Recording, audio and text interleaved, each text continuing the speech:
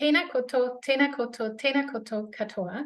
It's wonderful to see everybody here for today's webinar with Kwong Nui Sim on digital assessments, a form of flexible learning. Before we do introductions, though, I will start us off with our karakia so we can center ourselves for this session and really focus on that today. Whaia te maturanga kia marama, kia whai takina mahi katoa, tumaya, tukaha, aroha ato, aroha mai, tato ia tato katoa. So we seek knowledge for our understanding, have purpose in all that you do, stand tall, be strong, and let us show respect for each other and have a wonderful session. Today's session on digital assessments, a form of flexible learning with Kwong Nui Sim is part of the PODE week. That is the Asia Pacific Online Distance Education Week, organized by FLANS in partnership with ODLA, our partner in distance and learning education here in this part of the world, over in Australia. And altogether in the Northern Hemisphere, we partner with Eden and also with their partners who offer sessions like ours this week as well. So there's a lot of opportunity this week between the 6th and the 10th of November to talk about all the things open, distance, and online learning related. And if you want to find out all about that, I've just put the information about all of the events in the Northern Hemisphere in the chat. And here in the Southern Hemisphere, we have a couple more sessions. Sorry for jumping between the slides. We have a couple more sessions, one tomorrow with the Ako Aotearoa team on UDL, and on Thursday with a big panel conversation from Australia on joy of learning. So we hope to see you in those sessions as well. They are also organized by FLANS and ODLA. And today's session and the session on Thursday are being recorded, but tomorrow's session is not. So if you want to come along and learn about UDL from the two ACO members, then please attend the session at 1 p.m. New Zealand or 11 a.m. Australian Eastern. But I don't want to take any more time from Kwong Nui in today's session, because we do have a full house, because everybody is completely excited about learning about digital assessments and how they fit into flexible learning. And so I'd like to hand over to Kwong Nui now so that she can get us started on this session. And while she's getting her screen share ready, I'd just like to briefly tell you about Kwong Nui. In particular, that she is a FLANS member, a FLANS Executive Committee member, and currently is Associate Professor and Associate Dean of Learning and Teaching at Sydney International School of Technology and Commerce. But she started her researcher and academic career here in Aotearoa, New Zealand, and has been at a number of our tertiary institutions. And so I think a lot of you know her already really, really well, which I believe is also part of why so many people are joining us today in the session. So over to you, Kwong Nui. Thank you very much, Christina. Kia ora, everyone. Yes, I started my academic journey in New Zealand, as mentioned by Christina, and now I am across the ditch at the moment. So on the screen, I share that my email address at CQU, because at the same time I'm an adjunct academic at Central Queensland University. So all my external communication, I'm using my CQU email address. So hopefully that is not confusing. So welcome on board, everyone, and hope it's going to be a discussion session.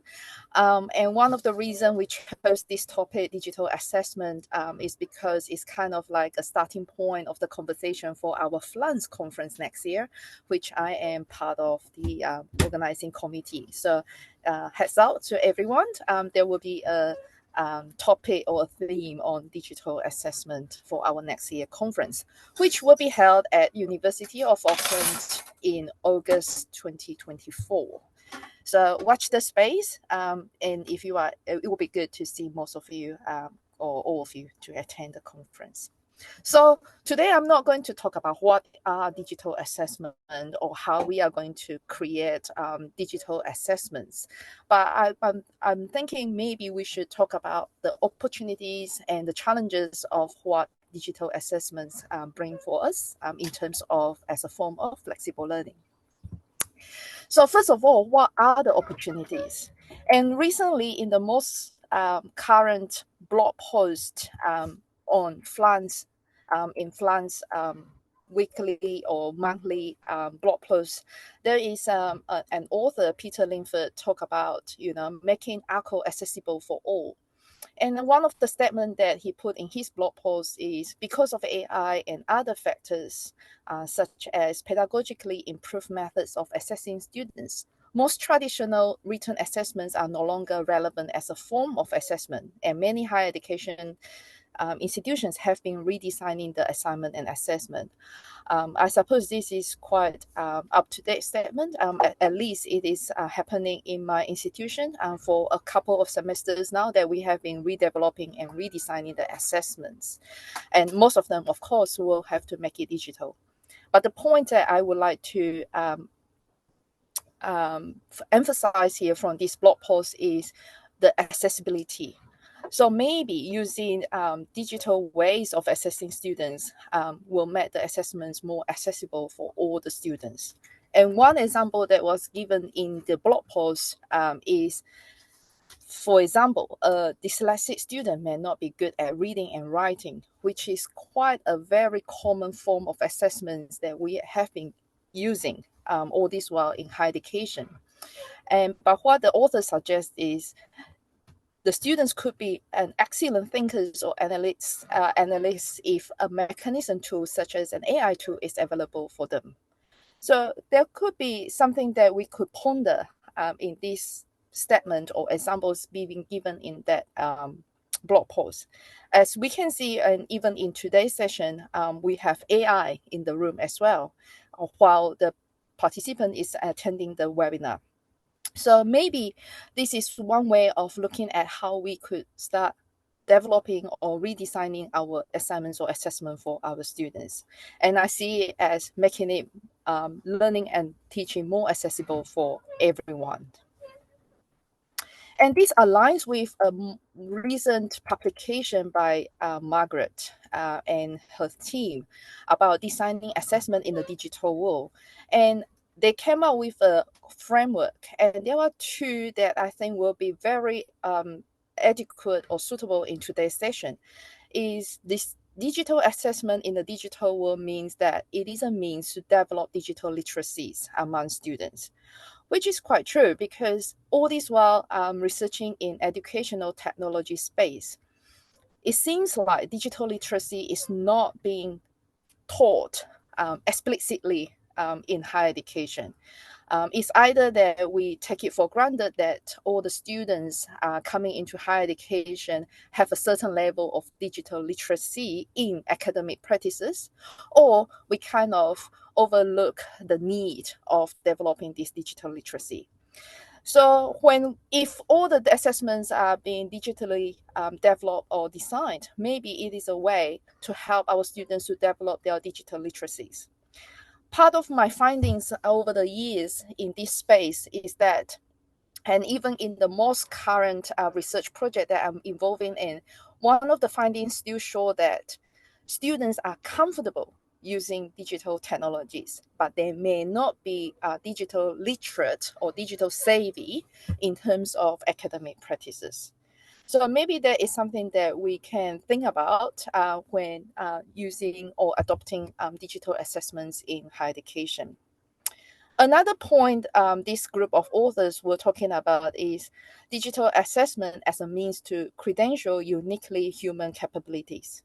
I think this echo with the blog post that Peter wrote about making it accessible, and also at the same time how we are going to develop or produce the next generation of students becoming digital citizens into today's world. And one of the research projects that I'm involving in at the moment with a group of colleagues in Australia, one of the findings it shows that the students may not be prepared to be digital citizens, and even after the global pandemic, when we think digital technologies are already embedded in everyday teaching and learning practices. So these are the three opportunities that I see what digital assessment can bring to us. Any thoughts or any questions, please put it in the chat, or please feel free to unmute yourself. So that is about digital assessments, that what the opportunities that we can have with more and more digital assessments practice in higher education. And now moving on to the challenges. So what are the challenges? So in my day-to-day job as an Associate Dean of Learning and Teaching, and one of the examples that I gave just now is about asking our academic team to redevelop and redesign our assessment predominantly because of the AI emergence since last December. And so when we ask the academics to redesign and redevelop the assessments, one of the things that I have seen across the semesters this year, at least in my institutions, is the lack of shared understandings about how to redesign and redevelop digital assessments. And this actually is being reflected in the most current publication by Nguyen and a group of authors as well. And one of the statements in the publication is that only a few studies highlight the manner in which teachers use technology to assess students' learning outcomes and how they actually empower the learners to be in charge of the e-learning process. So there is quite aligning with my experience when doing this exercise with the academic team at my institution, and also in the informal chat with other colleagues in other institutions in this space as well. So I give you an example. So when we ask the lecturers to say, well, look, we want to enhance our academic integrity. So maybe we have less written assessment, perhaps, because that is the easiest way for the students to using AI, for example, or other online tools to help them with their assessment, which may, make the academic integrity an issue. So when the first round of redevelopment, a lot of academics will come back and say, well, we still want the students to write 500 words. So every assessment is still about written assessment, but we will plus 5 minutes oral presentation. But as we all know, AI or other online tools can also help the students with oral presentations in a way. And how is that going to enhance our academic integrity? So it takes rounds of revisions and work or development with academic team to help them to understand, how we can actually change the assessment in order to enhance academic integrity, but also to enhance the learning opportunities for students. Because at the end of the day, where is the learning in the assessment practice? And it seems to me that in my daily job that assessments and learning are kind of separated in a way when we see the assessments designed from the academics. So the question that I always ponder is where is the learning, and where is there a learning when we actually ask the students to complete the assignment or the assessments, regardless of it is a summative assessment or it is a formative assessment. So where is the learning? And I still quite like this. It's not very new, but since 2015, I saw this piece of work. What are the purposes of assessment? And in 2022, I think there is some sort of republication on this topic again, in the midst of global pandemic. So what I would like to draw your attention is, in a perfect world, as mentioned by Tero, all assessment would be formative and ongoing loop of learning, feedback, revision, and learning again, and more accurately, with more complexity and overall deeper learning of understanding. And maybe using digital technologies can help us to achieve that, different skills beyond just reading and writing. And the other piece on the right-hand side from the 2015 is assessments of learning, assessment for learning, and assessment as learning. So have we actually achieved that in our day-to-day learning and teaching practices? So that is something that I would like to emphasize and draw your attention on about digital assessments. So, and also I think, apart from pondering about those deeper level of philosophical questions, what are the initiatives that we can take in order to design or develop digital assessments that are meaningful for our students' learning, but also to reflect our teaching's outcomes? According to NZQA, their recent most updated guidelines about digital assessments is when I use the red arrow, is that digital exams will be different from the paper versions because of the functionality of digital technologies tools, is assessing the same things in a new way. And I quite like this definition and how we are going to assess the students similarly, but in a different manners, with more innovation that in the assessments introduced. And in the top universities, such as University of Cambridge, also they recently published this online, telling us that how we could transform or innovate and making use the change of technology to assess for our students' learning. And this is the diagram they show on their website from their Center for Teaching and Learning. At the same time, in the United States as well, University of York, and I think they even label it in a more detailed manner, assessment as learning, for example, asking the students to do digital storytelling, either in the audio, video, or images format. So again, you can see how digital technologies provide that opportunity beyond reading and writing manner. It's a digital storytelling, or even using social media for peer review. So it's that innovation and the creativity in the digital technology world in order to assess our students.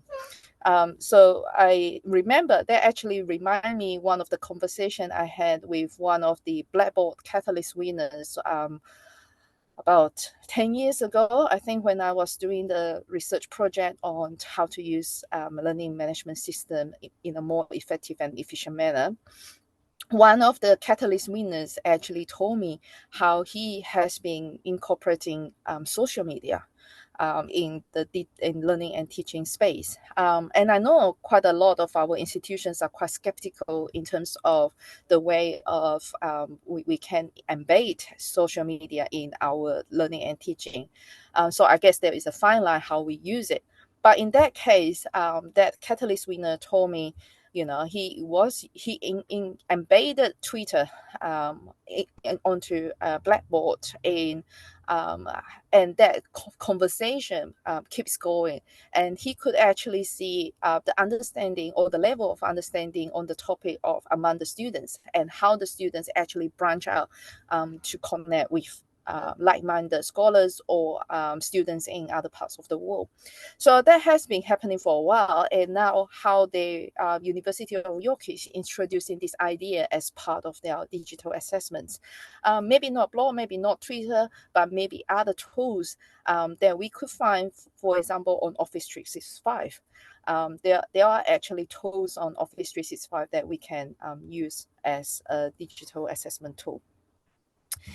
And if we come to Asia, so National University of Singapore, one of the top universities in the world, they recently also come out with digital assessment features. And as you can see, they break it down how we can assess students in a digital way using different format, question bank, so that there will be more randomly selected questions for students, so that each students are getting different pool of quiz questions. But because it is auto-graded, it's not creating more work, but then the randomized questions make it even better in terms of assessing students. I do have colleagues at NUS that did tell me how they go through each of the stage of the process in terms of designing digital assessment for the students. So because of all these conversations I have with colleagues at different parts of the world, I challenged one of my colleagues at the current institution, SISTC, Matthew. He's an emerging academic, and he is willing to take on board some of the new ways of doing things. So, for example, when we do that redesigning assessment exercise, he could take it further. So, as you can see on this assessment redesigned, is the written task is quite minimal. It's only number 2 when we ask students to do a peer review. But again, the peer component is incorporated into it, and we actually teach the students how to collaborate with peer online to complete their review. And for example, we ask them to use track changes. How to do the review or making comments using track changes. So he had fun using these new ways of assessing students in the last semester. And before this semester, as you can imagine, all the assessments are written. So for example, we ask the students to write a resume. We ask the students to write a cover letter. We ask the students to write an individual research project, and ask the students to write a group research project. So 4 written tasks before this redesigning. So it took us 2 semesters to get to this stage. And in the current semester, he took it even further. So we did a pilot at our institution at the moment. So not using LMS at all for our learning and teaching for this course, just a pilot on using Microsoft Teams and Office 365. And while Matthew is exploring the functions, one of the things that he found out is the reflect functions, as I highlighted on the screen. And this presentation is actually going to be done in November, at the end of this month at AARE conference. So we have a paper at AARE conference about this on this topic, and he couldn't attend the conference, so he pre-recorded his session for me to present at the conference. So this is part of the screenshot from the presentation that we are going to do at AARE. So back to this function about reflect on Office 365 on the Microsoft Teams specifically, is how we can actually humanize the digital assessments. Because maybe you have been thinking, well, if we assess the students all online, where is the people approach? How are we going to make the students feel like we are with them? And we can actually humanize it. And this is something that he came up with as a pilot. How are you feeling about assignment 1? And it can be anonymous, or it can be named as well. So as you can see on the screen, the student 1 say, oh, I'm curious about this assignment 1. So even before the assignment starts, we can actually know how the students feel about it. And also the other one said confused. So when we get those either name or anonymous feedback from the students, we can actually talk about this assessment in the class before the assessment is due. So something for us to think about, make use of all the functionalities that we have on the digital technology platform, and see how we can seamlessly build into it, not making it quite mechanical or robotic. I guess that is one of the main messages that I would like to share with all of you is, digital assessment don't mean that it's no longer student focused, but actually it could be the other way around. Like Peter said in his blog, is making it accessible. And from my point of view, doing this experiment with Matthew is how to make it more humanized and actually more student focused. Because this function at the moment, they come up with all sorts of funny GIF or emoticon that the students can choose in order to reflect their emotions or how they feel about things. And you can change the questions and make it different ways of gauging that feeling from the students.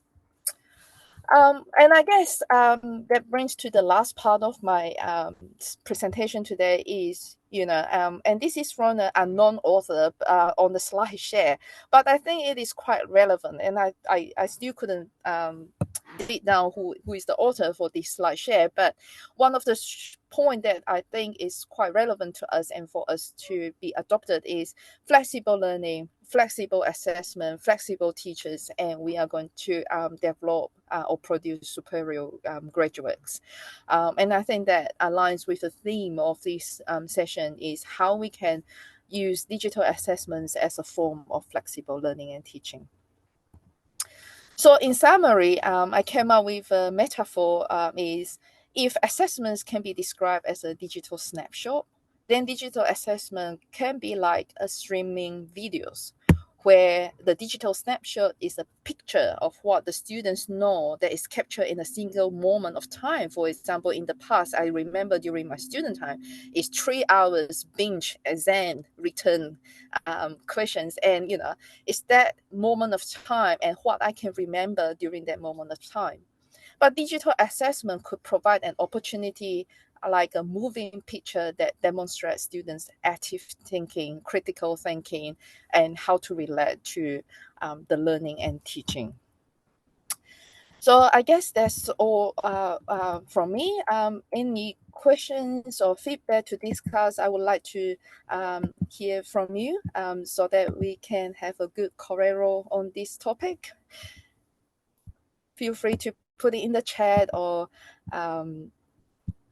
unmute yourself.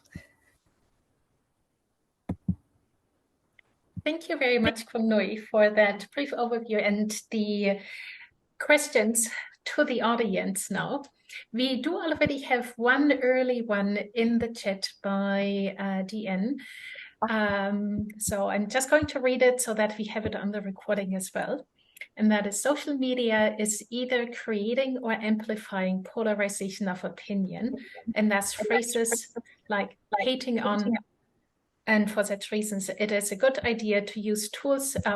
For such reasons, is it a good idea to use tools similar to social media for peer review? That goes to your earlier comments where you talked about incorporating social media and doing peer review. Yeah, I guess that that's a really good question, because actually I myself, whenever I run workshops for academics, either in New Zealand or now in Australia, one of the things I always direct the academics' attention is the social media policy in individual institutions, and how we can actually balance it without crossing that personal or professional boundary, but also for digital safety, health and safety in terms of the use of social media. So I guess it's the judgment call by the academics. For the one that I talk about, that Catalyst winner, he merely created a group page on Twitter at that time. Now it's called X, and again, everyone has different opinion about that. But at that time, he created a group page on Twitter and embedded onto his course, just so that the students can have more asynchronous interaction, like using the like, the reshare, and hashtag people, because on LMS those functions are not available during that time. So I think if the academics feel not that comfortable, I think we can use the social media that are already assisted on Office 365, for example. There are tools on Office 365 that looks like Facebook, for example, but it's not actually a Facebook. The name will come back to me in a second. So I think it's a judgment call, and it has to align with individual institutional policy and guidelines. Thank you, Kongnui. And if you'd, anybody on the chat, if you'd like to ask your question yourself, please do just raise your hand and we'll take you. In the meantime, another question for this time from Carrie. Just curious how digital assessing is creating more of a moving snapshot than other creative, non-digital formative assessments, Kongnui. I guess the example that I can give is the one that I did with Matthew, for example, doing that peer review online, and then we can see the students' active thinking on the track changes, for example, when doing that peer review. But again, it doesn't have to be all digital, and I do agree there are some good non-digital formative assessment, which I experimented with Matthew as well. As you can see on my screen just now, the last assessment is the mock job interview. So we actually ask the students to come and have the mock job interview and see whether they acquire the interview skills that we taught in the class. So again, it's a combination of using digital tools and not digital tools. But the mock interviews, where we integrate the digital tool, is we give the students an option whether they want to do a video interview or not a video interview or in person, because it's in today's world. Some job interviews are no longer in person. So what are the protocols they need to know when it is doing a job interview online? So we gave them that option. And some students chose to come to do it in person, and some people chose to do it via video. And so it's a combination of both. Thank you, Carrie. That's a good one. Do you have any follow-up question for that, Carrie? Oh, yes. I think I saw that. My question is, where do we share and learn these suites or singular activities? I'm thinking about how we might get access to templates so we don't have to set out workload challenges. Yeah, I think it's, again, I think it's different institutions have different ways of doing academic development, I suppose. The current institution that I'm working at in Australia, we started with no template. And when we start to realize that may indicate increase of workload for academics, we start to provide more guidelines, more examples.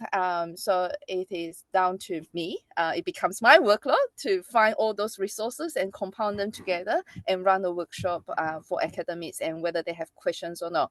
So guidelines, templates, resources, and then we just combine it together. And then there's a resource pool on the team site, a share folder for everyone to access, but also we do an in-person virtual workshop for the academics who would like to discuss it further. And we set our working group as well, buddy system, in order to bounce that ideas with each others. So hopefully they address the increment of workload as such. But again, the pondering question is, learning and teaching activities should be updated ongoingly in a way, and it depends on how we see the workload. And I guess the first time when we run it is definitely an increment of workload, because it's kind of like the changing most of the assessments and rubrics and all sorts of things. So it took us 3 semesters now, and it's almost getting there. So I think we need 1 more semester in order to actually match the most updated academic integrity policies and procedures. Kongnui, so that is sharing the resources within your own institution. Are there any that you can also share with the participants here or in a more public space? Oh yeah. Feel free to get in touch. One of the argument that I make during global pandemic when I run workshop is like every institution is creating resources, but why are we not collaborating and creating resources together? Because to be honest, when I look at other colleagues, what they have been doing and what I'm doing, a lot of resources actually overlap, and a lot of the purpose of we are doing things are quite similar. So it's a way of it should be a form of collaboration, if you like. So yeah, definitely happy to share. Just get in touch with me with the email that I share at the beginning of this session. I'm really keen to share the emoticons one that look terrific for my middle school students. Yes. I guess because Matthew was a school teacher, and before he embarked onto a lectureship, and he said, "Oh, I know maybe it looks a bit immature and childish, but actually the higher education students love it." And like my institution, all the students are from different parts of the world, so we don't have any domestic student in my current institution. They are all international students, and that becomes a common language for all the students to talk about. Any further question, critiques, points of thoughts? Keen to hear what other people are doing in their institution.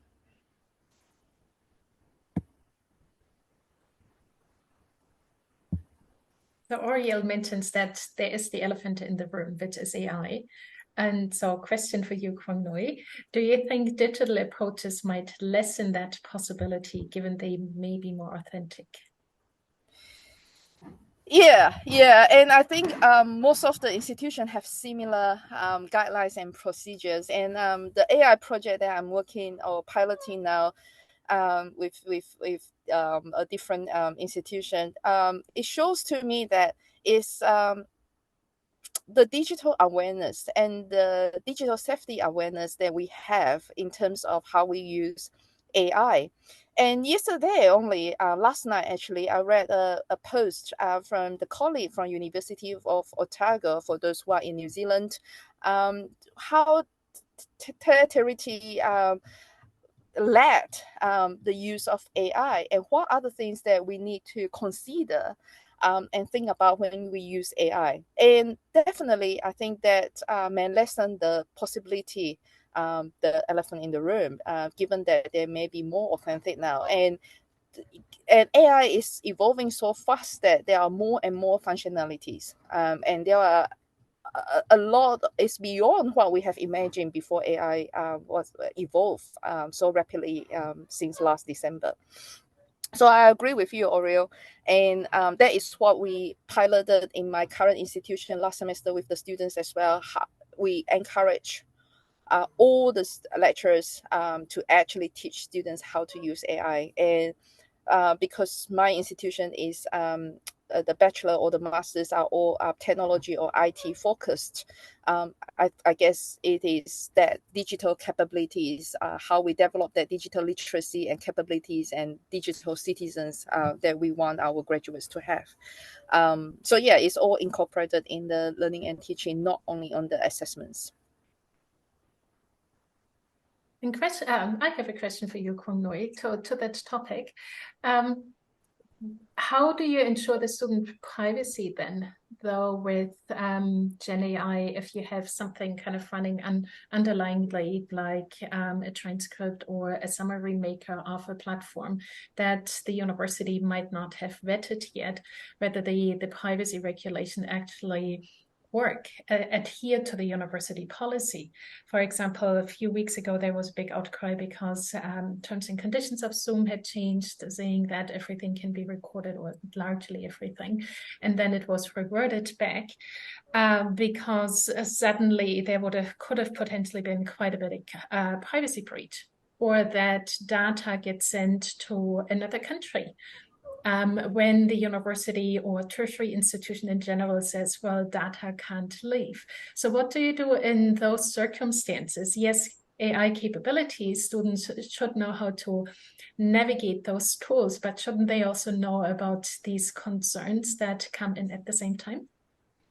Yeah, no, that is a really good question, Christina. And I think most of us are still working towards that direction, how to ensure that data safety and data privacy.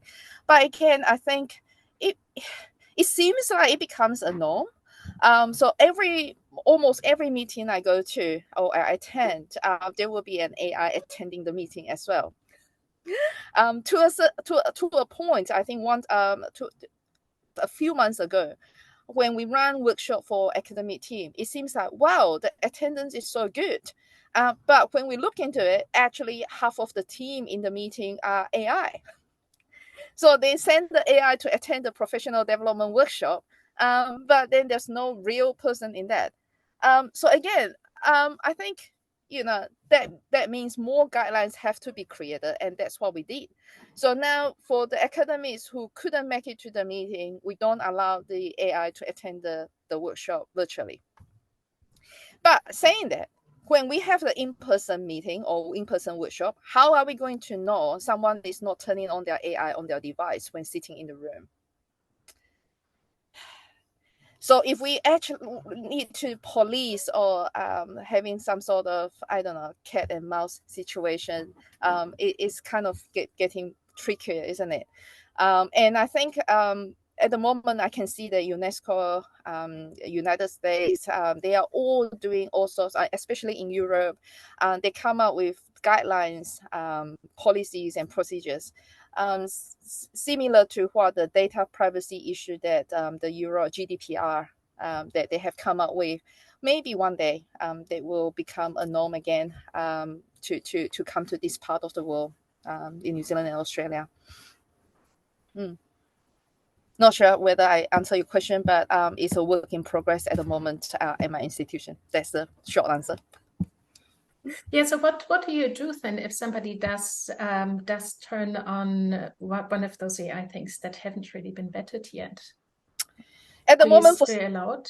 Yeah, and so at the moment from the student side, because the institution has already subscribed it, so it's part of the Office 365 tool.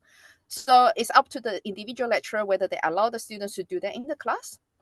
But then from the academic side, from the staff side, we decided that for the time being, it's the academics have to attend the workshop or the meeting rather than sending the AI. So I guess it is still, so it's a senior leadership team's decision. But for the student side, because we encourage the students to embrace the use of it, so it's up to individual lecturers whether they allow the students to do that in the class and how they are going to share that recording later. Yeah, so the question, I guess, is directed a bit at me. Why have data and safety and data sovereignty issues when we have been using Zoom and Microsoft Teams and so on for a while and know of the issues? And that really is also my question back to the institutions. That's why I'm raising the question. For example, in my workplace, we are not using Zoom or Teams. We are using Big-Blue-Button so that we can host the software in Aotearoa, can have all the data not go anywhere.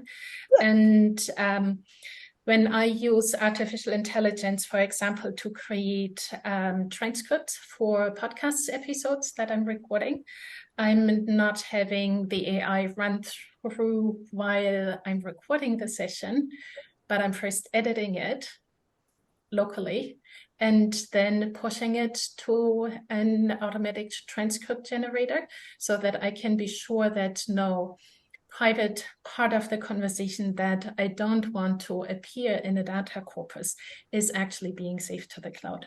So I'm making conscious decisions when using AI for myself and for the work that I do.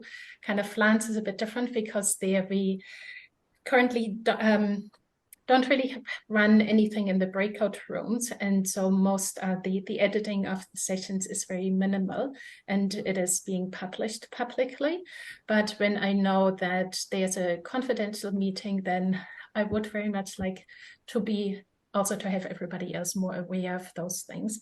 And I think we do need to discuss them so that it's not just a given that we're using those tools and then say, well, had I known, but that we make everybody aware of and maybe potentially at some point do change the policy at the organizations or get to the point where organizations actually review those terms and conditions and maybe revise their policies and look for other tools or demand that the tools that are being used adhere to the institutional requirements that are set for everything else. Definitely, Christina, definitely. And I think AI just makes things quicker and easier. And because it evolved before the guidelines appear, it's like we have the COVID first before the vaccination. So that's how I see it. Because like Dian said in the chat, it's the same using Zoom, using Teams. Yes, but I guess it's just one step slower because we determine who has the recording. But again, when the recording is being shared, it's up to the users how are they going to share the recording further. Do we have a policy for that? And do we actually have guidelines how the users or the recipients of the recording use the recording? Yeah. Cool. I think that's all. Okay, right on time. So back to you, Christina, and thank you everyone for being here. Happy to discuss further on this very interesting topic, and feel free to get in touch. Thank you. Thank you very much, Kwong Nui, for that engaging presentation and then also answering all our questions. And if you, of the participants, aren't yet a member of FLANS or ODLA, please do feel free to join our ranks. And that typically at the moment we kind of say if you live or work or associate more with Aotearoa New Zealand, you'd be joining FLANS. And if you associate more with our neighbors on the west side, then it would be ODLA. Because the nice thing is, if you join either organization, you are automatically also a member of the others, and therefore get 2 organizations for the price of 1. As I already said at the beginning of today's session, we have 2 more sessions, one tomorrow at 1 p.m. New Zealand, 11 a.m. Australian Eastern, and then the third one on Thursday. The Thursday panel will actually be an hour and a half. So it will go from 11 p.m. to 2:30 p.m. New Zealand and 1 p.m. to 2:30 p.m. New Zealand and 11 a.m. to 12:30 p.m. Australian Eastern. And we'd definitely love to see you again. And before we now head off to do other things, I'd like us to just come back together for a quick karakia so that we can be released out to the rest of our day. Kia whakaira te tapu, kia wātea ai te ara, kia toroki whakataha ai, kia toroki whakataha ai, homie huie tai kie. Kia ora. Kia ora. Thank you. Thank you, everyone. Have a good day.